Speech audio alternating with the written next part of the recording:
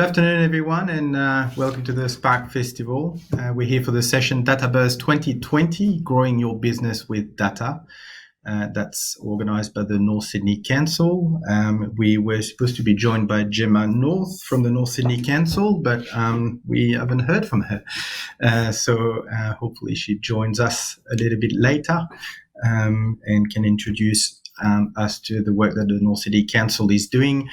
In the meantime, I would like to introduce you to our session, and I will move straight away to the agenda.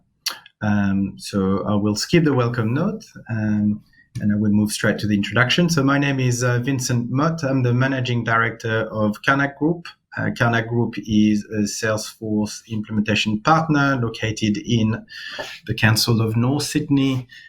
We have offices in Sydney and Brisbane, and we specialized in implementation of CRM and data management, and obviously digitization of processes for a number of companies in construction, property, and other related sectors. Today, what we're going to talk about is why is data the catalyst to grow your business? And that's a discussion topic that we obviously discuss very regularly with customers because data is essentially what allows you to understand your business, grow your business, and build relationship with your customers as well. So today I will be joined by a number of people that I will present a little bit later, who will be part of a panel. So the format essentially of that session today is a quick introduction and an introduction to the topic of data management and growing a business with data. And we will then move to panel discussions, and then we will end with a Q&A session. If you want to ask specific questions to the panel, we will ask you to wait until the end of the panel discussion. When we move to QA, you can use the chat function to be able to ask your questions, and I will moderate as much as I can. So thank you, and let's get started. We'll move to the first slide.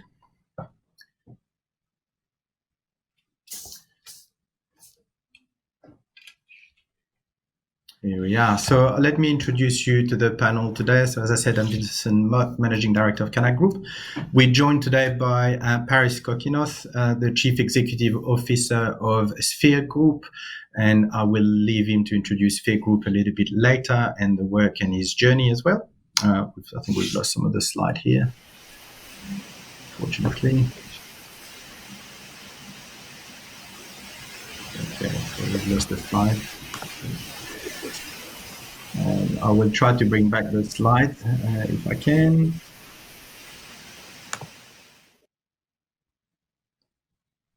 And I can't, unfortunately, so I will just take myself through the slides and we'll do a discussion instead. Give me 1 second.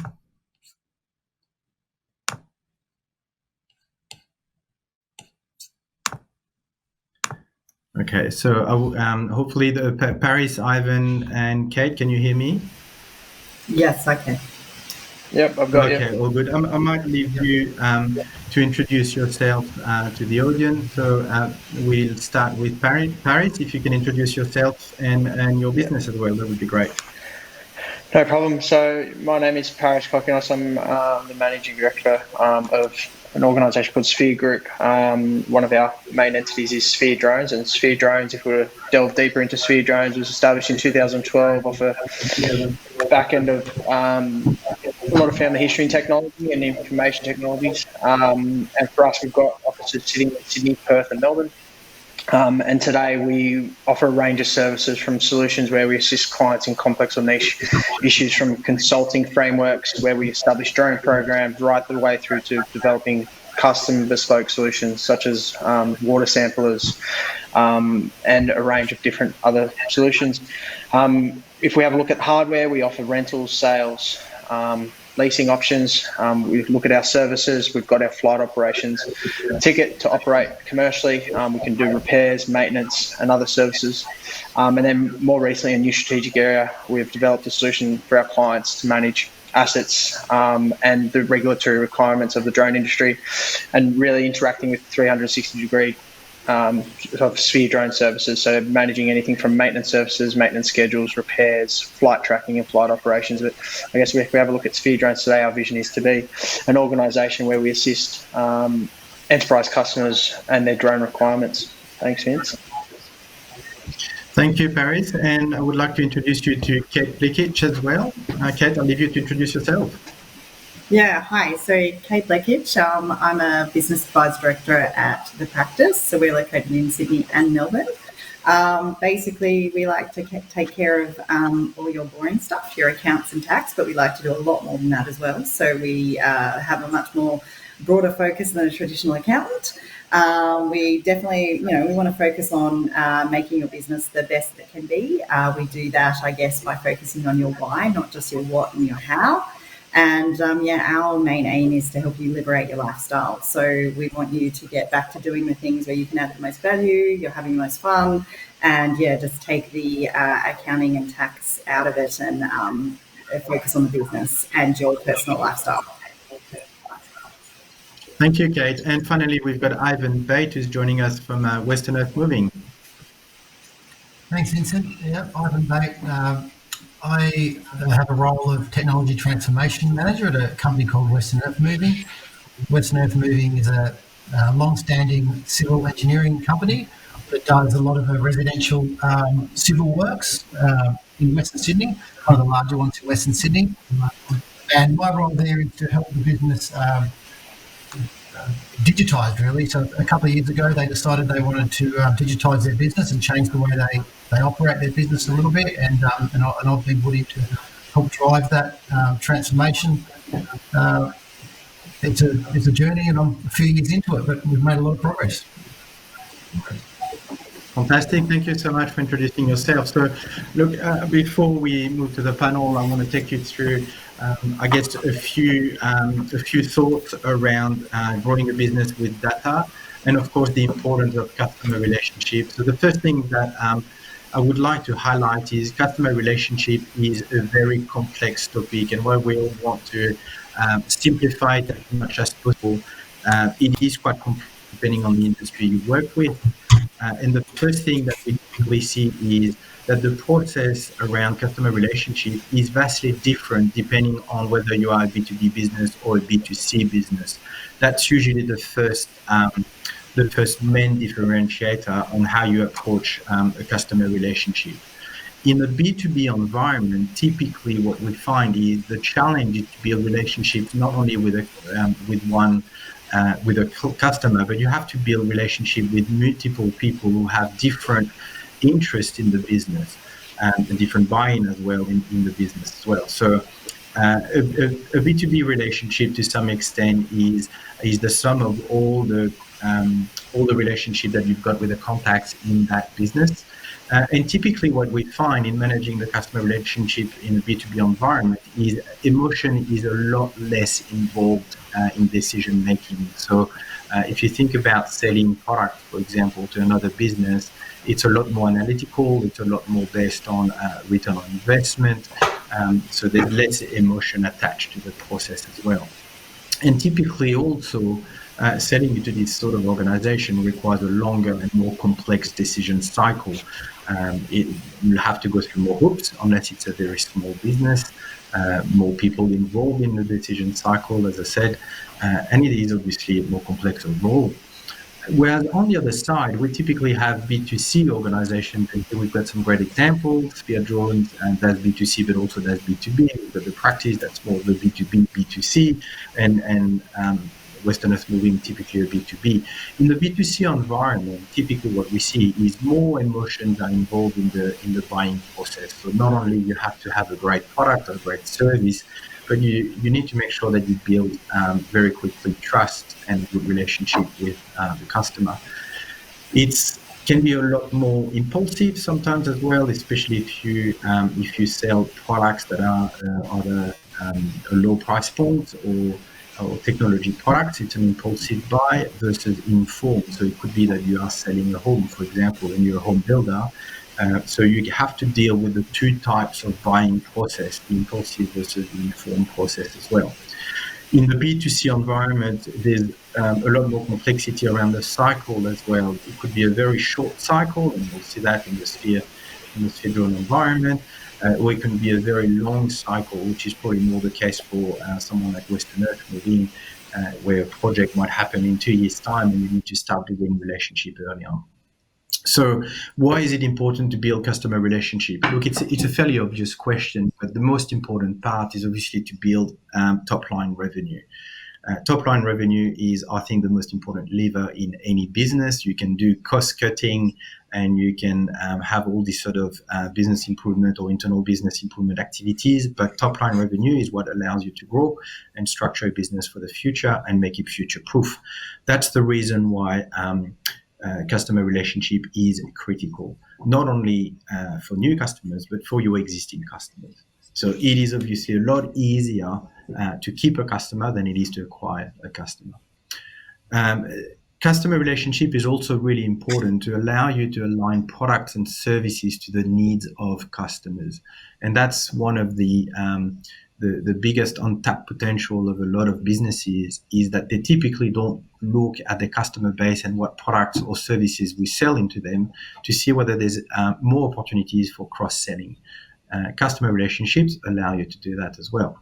The third point is around customer listening. A good customer relationship that will drive more revenue is based on good customer listening. And it's not always easy to do customer listening, but it's an important investment of time. Customer listening allows you to understand Net Promoter Score, so how the satisfaction level of customers, but also to understand their needs and their future needs. It allows you to develop a new product line, new service line as well, that will allow you to generate more revenue ultimately.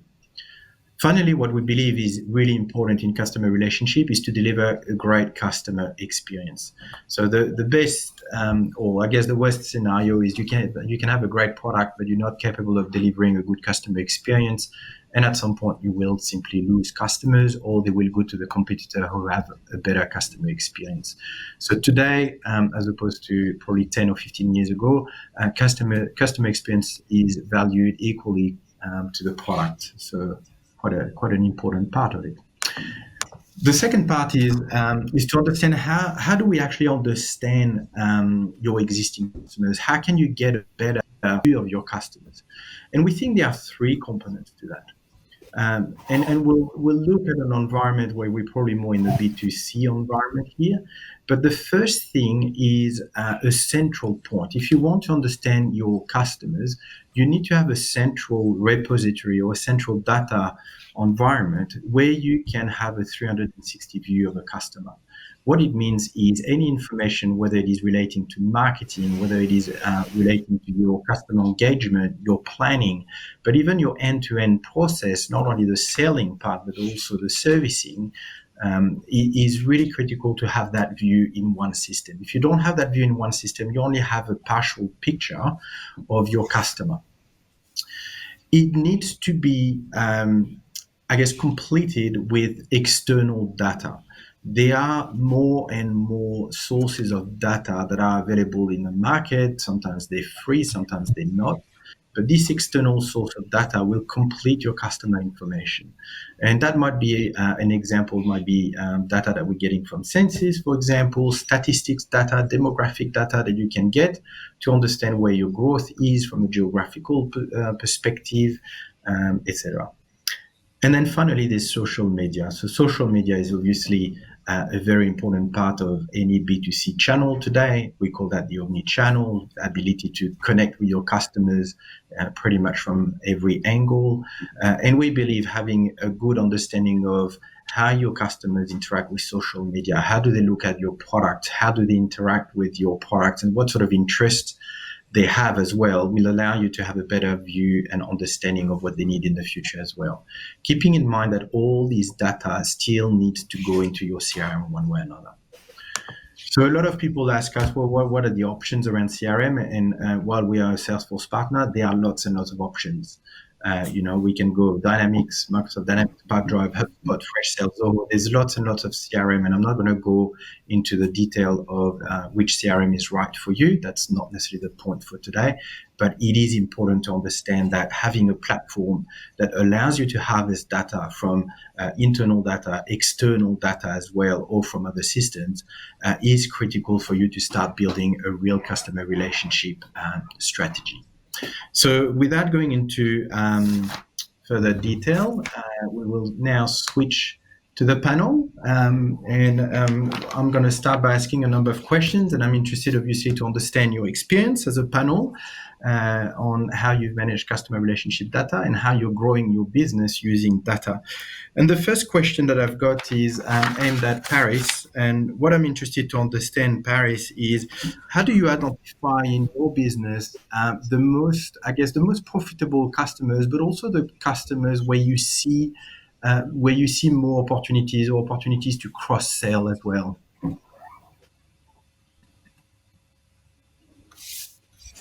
Thanks, Vincent. I guess I really appreciate you inviting me on to talk a bit more about this. And it is a topic that's quite important to us as an organisation. Data is key. And for us, how do we identify our most profitable customer, or how do we identify, I guess we quite often talk about the LTV, finding that long-term value out of our customer.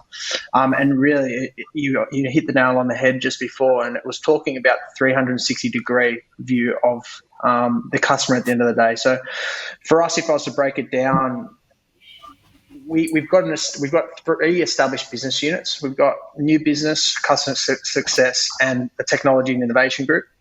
Now, when we deliver an end solution to a customer, we're quite often before that identifying what applications they're flying in, and we look for parallels within industry and opportunities to resell and potentially upsell them into other buckets we define it as. So if we have a look at our buckets as a business, we've got rental opportunities, we've got custom solution opportunities, we've also got our new platform that we've developed. But for us, we capture a lot of data around the applications that they're using the drones for. So where they're using drones for asset inspection, where they're using the drones for internal asset inspection, where they're using the drones for capturing stockpiles.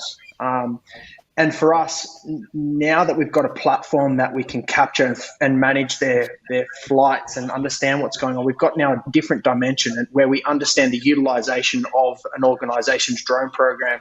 So we understand in more detail those critical insights, whether their utilization is up of their drone program and whether they are using them on a specific environment or in a specific environment, which really gives us those parallel opportunities to identify who are those customers which we can leverage. But if we identify a customer within a mining sector that has high utilization, that has a range of applications, we almost look at the parallel competitors in that space to identify and retarget through our new business channels whilst our customer success team is nurturing that existing customer.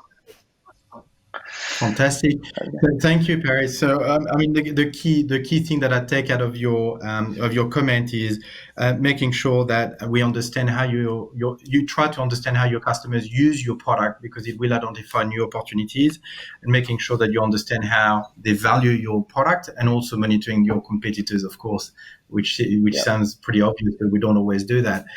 Kate, I'm interested to understand your point of view. So you're obviously director of an accounting practice and business advisory practice, and you deal with probably a large volume of customers who need your service, probably always think it's a bit expensive. But how do you retarget, I guess, with your customers? How do you grow your customer base, and how do you cross-sell with this sort of service?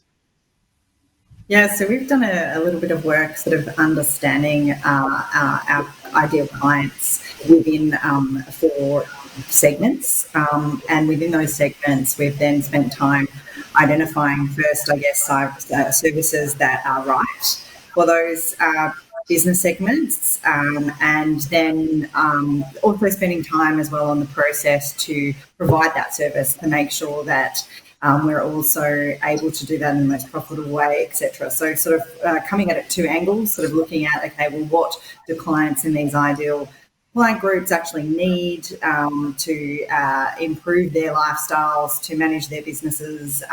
What's a great toolkit of things that they could be utilizing, and then sort of coming at from the angle as well in like, how do we make that the most efficient so that when they say yes, we're also able to provide that in the most profitable way for ourselves. So yeah, we've spent a lot of time sort of stratifying them, and then within those stratifications sort of starting to tick off, okay, well, who have we had what conversation with, so that we can make sure that within a client group we're making sure that we're touching all the components that client could possibly require. And then as a curveball comes in and a client within that client group throws something new at you, or you realize, hey, that's something new, especially through COVID, what could the different client groups within those sectors need? And then, just making sure you've got a campaign then to touch all of the other clients in that space as well, once you've identified something new that might belong to a client group. I might ask a follow-up question very quickly, but what is the role of CRM in your organization to actually structure this data? And are you able to actually get these sort of opportunities through the data you collect? Yeah, we're definitely, it's definitely a journey. And I think I would probably be speaking to a large portion of my fellow accountants when I'd say that we're probably not historically been great at capturing the data. We have access to a lot of data, but we've traditionally used a practice management solution that would help us deliver the work rather than necessarily capture all of this information that's really important in analysing the work and proposing future opportunities.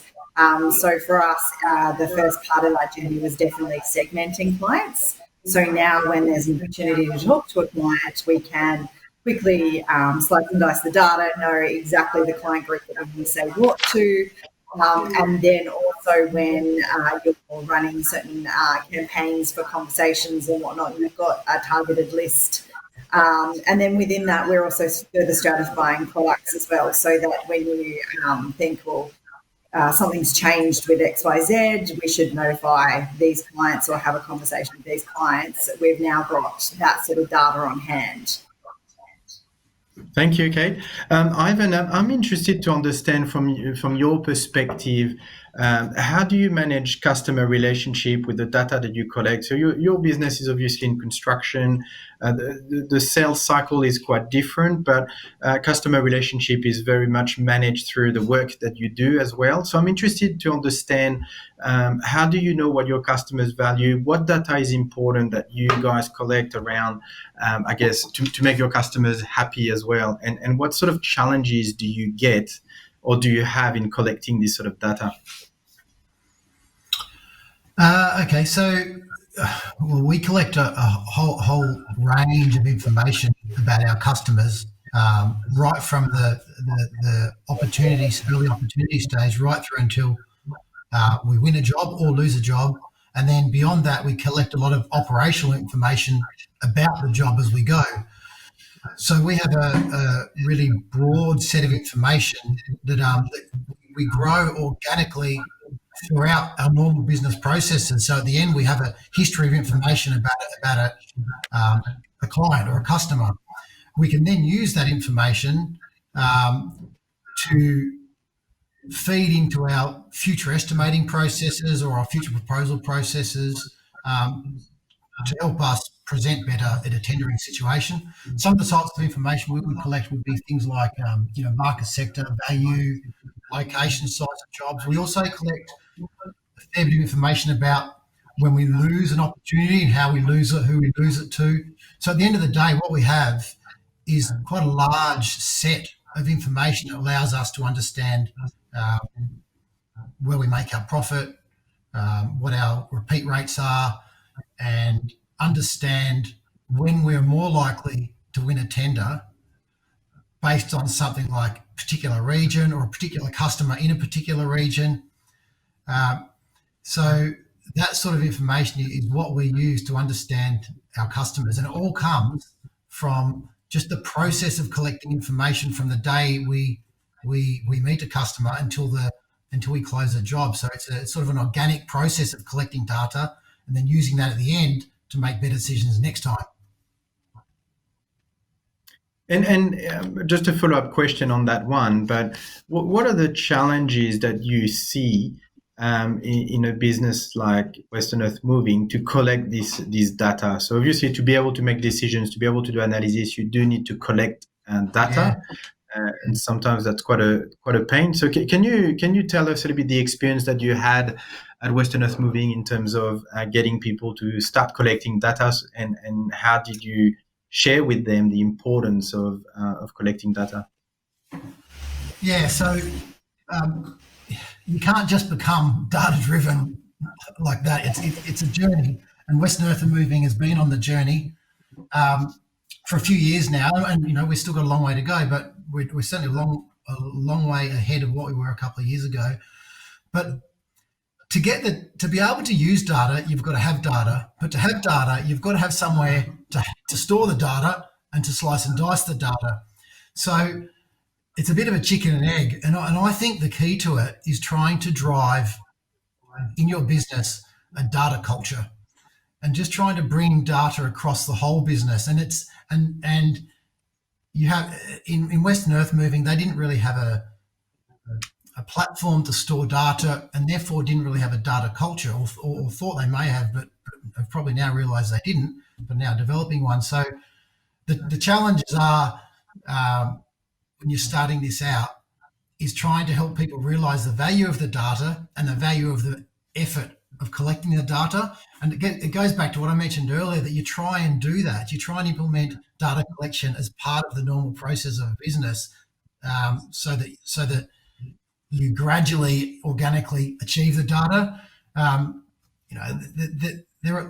We've gone through a number of challenges, but I think the key to overcoming those is that recognising it's not going to happen overnight, and you're building a culture, and you need your whole business to be involved. You need an executive to drive it.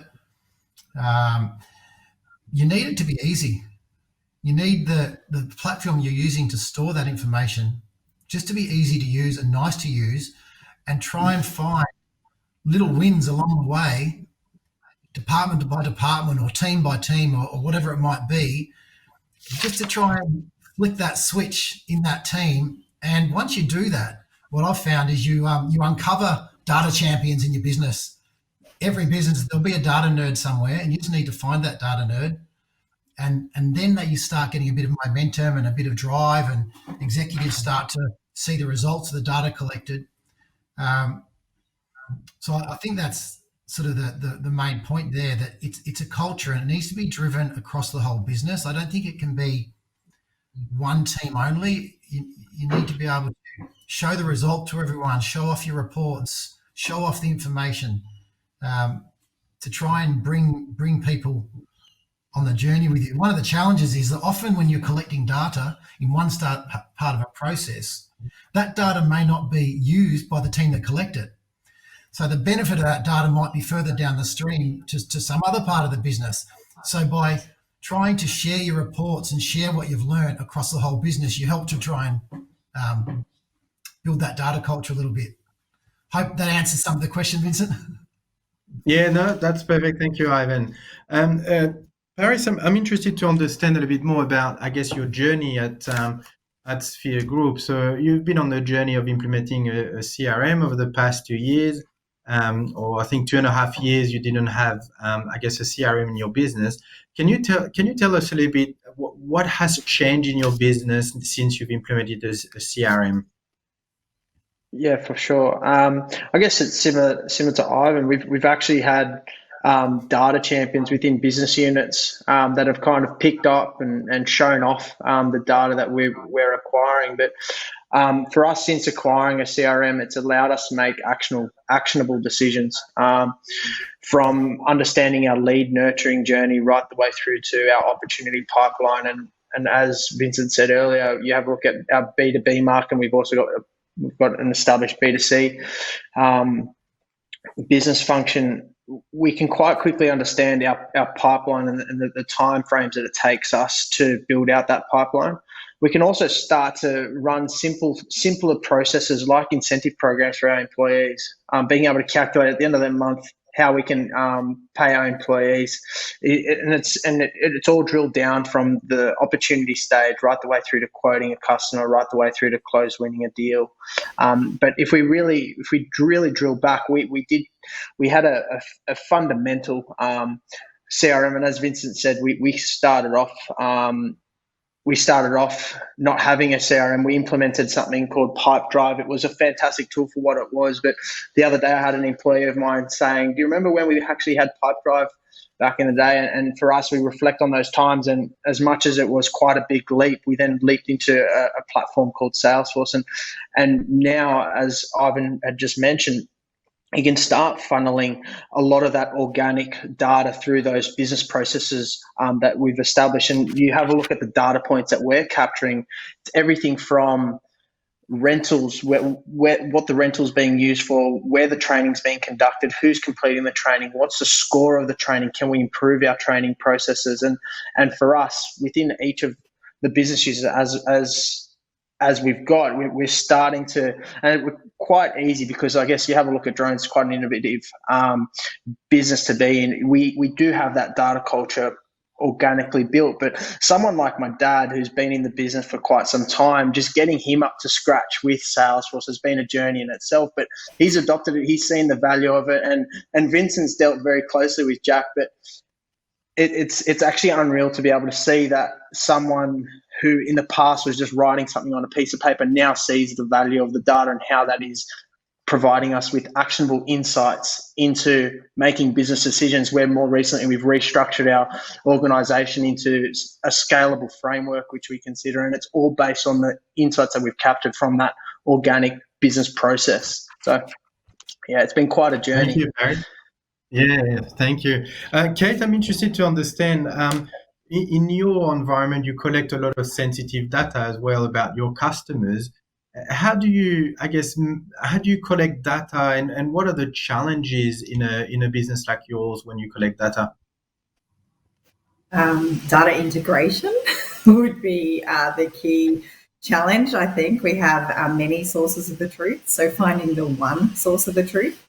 Obviously, you've got applications that you complete the compliance aspects, so some of the sensitive information that you're referring to there's bespoke software that you perform that function in, and then you've got your internal, how you run the business aspects, so your time sheeting, your billing system and whatnot, and then you throw a CRM in there as well. So at the moment, we're sort of in the early days of sort of making sure that our CRM is our single point of source of truths, and making sure that software that's quite bespoke to a specific need, how can we integrate that data so that, there's not the mishandling. And I mean that in the way of, typing errors or, time poor errors where you just forget to transfer from one system to another. So we're trying to streamline the amount of times that you have to handle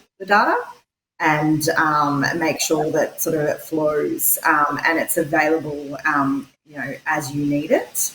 But I think, data collection has been quite an incomplete activity for us for a number of years. So we're sort of early days in finding that unique champion, that person that loves data. Accountants generally love data, but then, finding a new place to house it, etc. And I guess part of that is also showing them what it can do, because I think people, naturally become a little bit more engaged when they can see the benefit. There's some sort of, time saver, or there's some sort of, increased opportunity for me in making this extra step.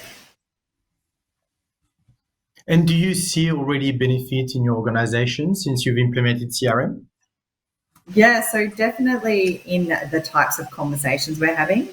I think through COVID, the way that the government packages and stimulus was set up, there was a need for real-time data. So clients sought us out, as we housed a lot of that data a lot more than maybe a traditional relationship where you're seeing them once a year, and trying to drag them in kicking and screaming outside of that time frame.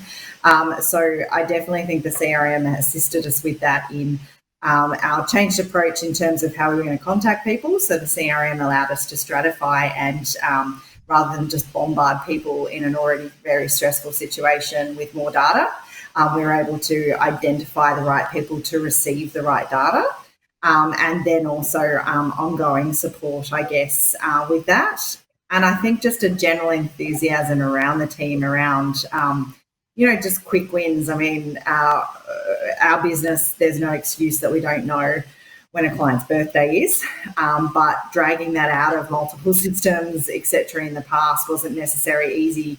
Whereas, now those things are readily available to us through our CRM system, along with, other little, just they might seem small, but they're quite meaningful to the people that then receive them at the right time.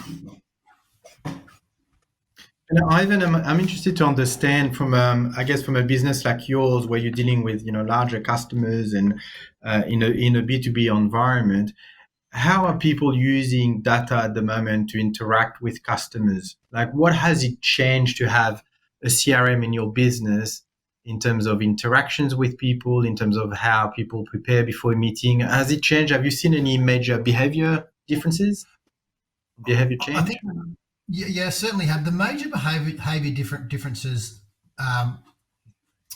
would be more about how we interact internally. You walk past teams now, and they will be looking at a real-time live information, system-based information, on a big shared screen, and maybe we're doing their sales work in progress review meeting in real time with real information and with only one actual source of that information. Whereas, just thinking back to a couple of years ago, that meeting, the tables in a civil engineering organisation, they are huge tables. That meeting would have been filled with paperwork. Everyone's got it from a different Excel version or a different source of somewhere.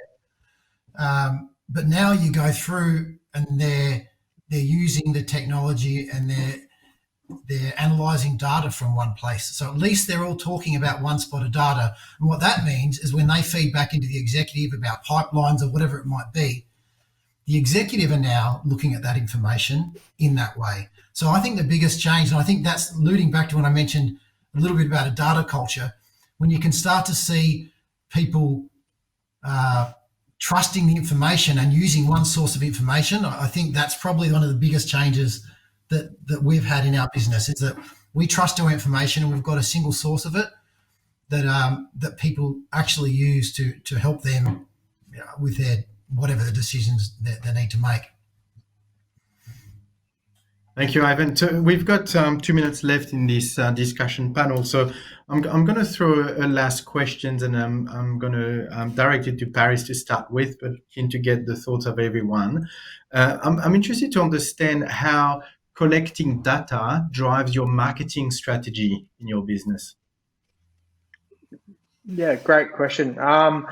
So I guess, as I said earlier, the way we segment our customers is based on the industry and the way they use their drones. And for us, the way we market to our customers is based on industry. And for example, with the mining sector, there's a range of different applications they use the drones for.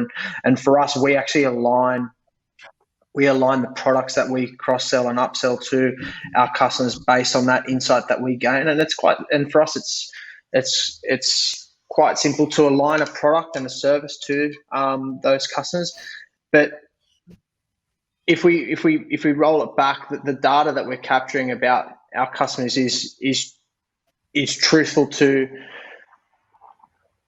quite truthful to the way they're using the system at the end of the day and the way they're using the drone. So again, coming back to that mining example, mines have chutes, have bins, have got assets that need internal asset inspection. For us, if we understand that application and that is happening on site, then we will then be able to go and target those respective people within the organisation, whether it's a reliability engineer and whether it is the maintenance engineer. And for us, there's two types of people. There's the top up approach and the bottom up approach. So the bottom up approach is we will contact the people on the ground that are related to that application, whereas the top down approach is, for example, your chief remote pilot, that person who's in charge of that drone program. And for us, we actually profile the people, we profile the applications, we align the dots through our CRM and through our data to be able to really drive that marketing strategy. Thank you. Kate, does it drive a little bit your marketing strategy at the moment? Do you drive your marketing based on customer data? I think it's given us a little bit of bravery around. I think we're pretty bad at marketing, and to be honest, some of our best marketing is actually to our existing client base. So it's actually about some of those conversations I alluded to earlier, which is, you're within a specific group within our client stratification, and in that group, that means that we should have more conversations with you about this or that. So I definitely feel like it's allowed us to recognize, where some of the gaps may be in our client service plans to our clients within those stratifications. And I think, given the fact then, to allude to what Paris was saying around that bottom up, top down, if we then sort of see the stratification as sort of our bottom up approach of how are we going to do, who gets what conversation, but then it sort of provides us with a top down view as well in terms of, where those potential gaps are, what other opportunities lie in there, and, allows a more complete look at the entire client base as well. So it's definitely made us braver for our internal marketing approach, which is our existing client base. And I think in some ways it's probably supported us with our external new client focus, which is definitely more around sort of like campaigning and providing information, months and potentially years in advance of actually that first conversation, so being some truth or, proving yourself reputable at something, so that when the trigger then happens that a potential client of the future needs a conversation about something that they've seen you write about, or word of mouth heard you that you do quite well, it sort of supports that as well. Thank you, Kate. And Ivan, can I ask you, I guess the same question is, how do you drive, or how does data impact marketing in your business? Yeah, well, it's pretty timely for us, Vincent. The business only is right now in the process of building its 5-year strategy, its next 5-year strategy. And we've recently had a strategy day in the business, and I was really chuffed to see that strategy day was almost entirely informed by the previous 3 years of structured data that we've been collecting about our clients, our jobs, and success rates and competitors, a whole bunch. The business actually went and provided that data to a consultancy third party and asked them to review that data against a whole bunch of third-party data sets, demographic data sets, land availability data sets, population, immigration data, regional data, a whole bunch of stuff. And based on the results of that, they are now right now developing the next 5-year plan and working out where they're going to target areas they're going to move, new areas they're going to move into, and new market sectors they're going to move into. So that day was really rewarding for me, because it just showed that organisation had really benefited from 3 years worth of data, and it had directly informed their new strategic plan. So specifically about marketing, I guess the marketing is going to come now, because if they want to try and move into some new areas or new markets, but at least they've determined what they want to do in their strategy going forward, which just to me showed they actually trust the data they've got. Yeah, fantastic. We'll move now to Q&A. So if in the audience you've got any questions that you want to direct to anyone in the panel, please use the Q&A function, and the questions will be answered. In the meantime, while we wait for the first question, I might ask a first question directly to Paris. You're obviously a business where you collect a lot of information. Where do you draw the line between, too much data and, what data is essentially too much? Um, I think it's there's never enough data because at some point in time you'll have to draw upon it. And for us, we had to make a decision as to whether we bring our customers' flight time of their drone assets into our CRM. And that was about 12 months ago, as an example. And we look at what that is powering today. That is now powering our maintenance schedules and our maintenance services. So for us, I'd be absorbing as much data, but really identifying whether you're going to use it today or not will almost come to light within the next 3 or the next 5 years. And I think the biggest drawback for us is, okay, well, how can we keep it simple, stupid? You have a look at that KISS methodology. How can we keep it simple? And for us, one data field can provide you one perspective and one insight, but having 100, you can actually cut and choose what you could potentially draw upon. But at the end of the day, I don't think there's ever too much data that you can pull into a CRM. It's just, I think, keep it simple at the start, and then eventually you'll more than likely utilize that data field that you might not have thought. And I can think of a number of examples where we've captured data points within our business that have now become useful for us. Okay, so just question for the panel, and anyone can answer. What are the top tips for growing your business with data? I'll chip in here, Vincent, if that's all right. Yeah, go for it.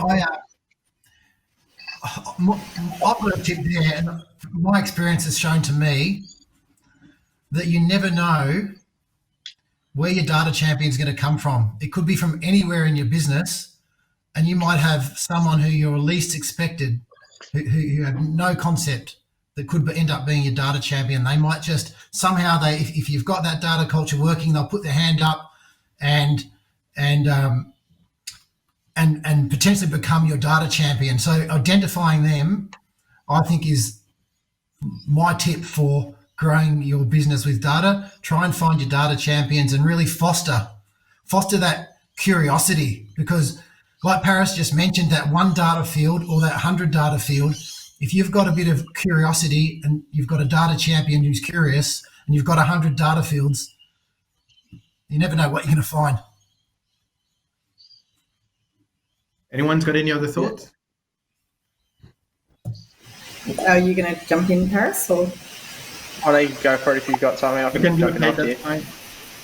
Yeah, sure. All I was going to say was having launched out on the journey, really, really excited. And I think Vincent alluded to it in the question, is there too much data to collect? We definitely jumped in and thought, we want all of these things without really thinking what we would then do with some of those things. And so sometimes it can become a bit overwhelming. So what we've done in sort of, our phase 2 of our data journey is just really almost streamline and narrow our focus. We're not quite where the WEM is, 3 years down the journey where it's informing all these decisions and we've got all this integration. And so we've sort of gone back almost to basics and kind of thought, okay, well, what's absolutely pivotal to our understanding of our clients and where we want to go as well as a business, and how, what data helps us inform our decision making on that.